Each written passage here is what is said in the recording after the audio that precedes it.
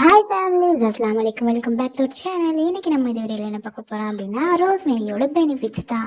So வாங்க வீடியோக்குள்ளே போகலாம். இது ரோஸ்மேரியோட நேச்சுரல் லீவ்ஸ். நம்ம இன்னைக்கு ட்ரைடு லீவ்ஸ் வச்சு தான் ரோஸ்மேரி வாட்டர் எப்படி மேக் பண்ணுறதுன்னு சொல்லிட்டு பார்க்க போகிறோம். அண்ட் இதோட ரோஸ்மேரி பெனிஃபிட்ஸ் என்னன்னு பார்த்தீங்கன்னா carnosic acid, ursolic acid, micromeric acid and rosmarinic acid இதில் வந்து இருக்கு. அது மட்டும் இல்லாமல் பொடுகு, நரைமுடி, வழுக்கை தன்மையெல்லாம் வராமல் தடுக்குது. ரோஸ்மெரி வாட்டர் மேக் பண்றதுக்கு 3 tablespoon of dried leaves நம்ம எடுத்துக்கலாம். நெக்ஸ்ட் நம்ம எடுத்துருக்க இன்கிரிடியன்ஸ் என்னன்னா வெந்தயம்.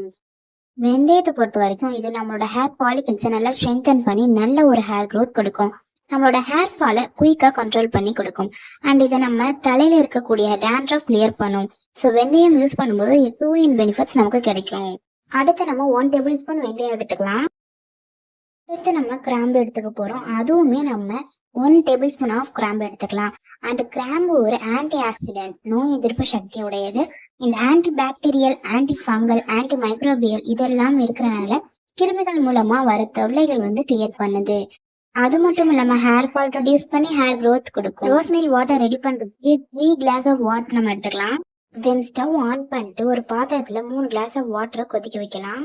தண்ணி நல்லா கொதி வந்தோடனே இதுல ரோஸ்மேரி லீவ்ஸை போட்டுட்டு அது கூடவே நம்ம எடுத்து வச்சிருக்க வெந்தயமும் கிராம்பையும் ஆட் பண்ணிக்கலாம். 10 to 15 மினிட்ஸ் இது கொதிச்சதுக்கு அப்புறமா இது கொஞ்சம் ஆற விட்டுறலாம். ஆற விட்டதுக்கு அப்புறமா ஒரு ஸ்ப்ரே பாட்டில இந்த மாதிரி நம்ம இதை கன்வெர்ட் பண்ணிட்டு நம்ம ஹேருக்கு வந்து நம்ம ஸ்ப்ரே பண்ணிட்டு வரப்போ நல்ல ஒரு ரிசல்ட் நமக்கு கிடைக்கும். அண்ட் இது எப்படி யூஸ் பண்ணலாம், எத்தனை நாள் ஸ்டோர் பண்ணலாம் அப்படின்னா 1 வீக் வரைக்கும் நம்ம இதை ஃப்ரிட்ஜில் ஸ்டோர் பண்ணி வச்சுக்க முடியும். அது மட்டும் இல்லாமல் இதை வந்து உங்கள் ஸ்கேல்ப்ல நல்லா அப்ளை பண்ணிட்டு நல்ல ஒரு மசாஜ் கொடுத்துட்டு 15 to 30 மினிட்ஸ் விட்டுட்டு ஹேர் வாஷ் பண்ணிடுங்க. அப்படி இல்லைன்னா ஓவர் நைட் விட்டுட்டு மார்னிங் கூட ஹேர் வாஷ் பண்ணிடலாம். தேங்க்ஸ் ஃபார் வாட்சிங்.